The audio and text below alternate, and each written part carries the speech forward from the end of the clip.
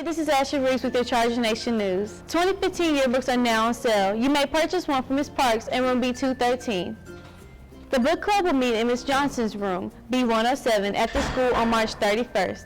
They are reading My Sister's Keeper by Jodi Picoult. Our spring blood drive will be April 2nd. Pick up a parental permission form outside of Ms. Parks' room, B213. The tennis and golf teams are selling t-shirts. Tank tops are $15 and royal blue spirit jerseys are $35. If interested, see Professor Smith or Coach Tucker. Hey, this has been Ashley Reeves with your Charger Nation News. Well, hi there. Tony here, back with another installment of Tony's 4 Fascinating Friday Facts to fry your mind. Last episode, I mentioned strange competitions such as kissing competitions and road racing, but believe me when I say that there are even more competitions that are even more weird than road racing. So, here are 4 strange competitions that you might not have known about. So, have you ever used an outhouse before? You know, one of those little shacks before toilets were invented? I have once, and I'm still removing splinters.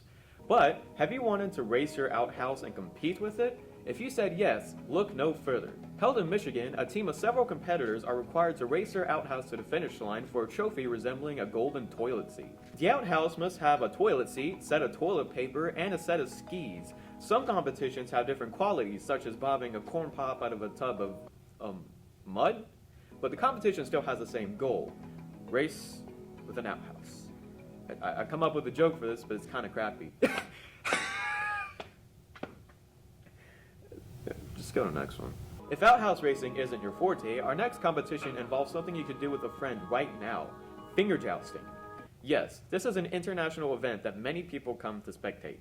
The sport involves 2 competitors locking hands like they would with an arm wrestling match. However, the competitors must try to poke each other while still locking hands. The contestant who can successfully poke the other is the winner, and there's a full list of rules and requirements for this.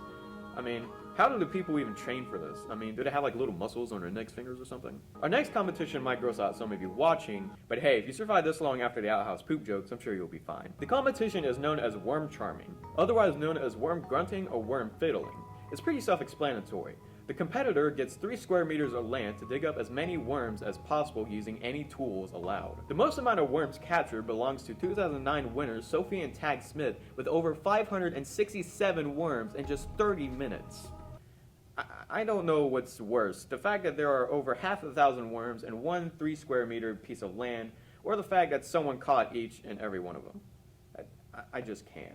Our final competition is pretty violent, but hey, the American public wants violence, right? Well, we have Japan to thank for this brutal version of Capture the Flag.